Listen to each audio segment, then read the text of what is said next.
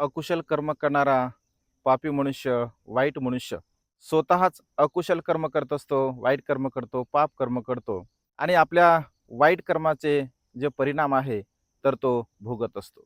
कारण त्याने स्वतः अकुशल कर्म केले, वाईट कर्म केले, पाप कर्म केले. परंतु अशा प्रकारचे कर्म भोगत असताना तो मात्र रडक्या मनाने ते कर्म भोगत असतो.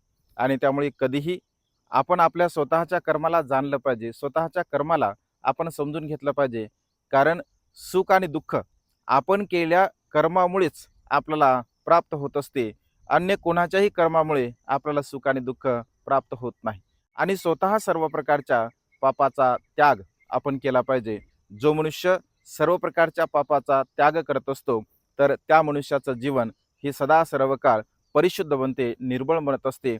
आणि ज्या मनुष्याचं जीवन निर्मळ आहे, तो मनुष्य दुःखमुक्त अवस्थेला प्राप्त होत असतो. नमो बुद्धाय, जय भीम.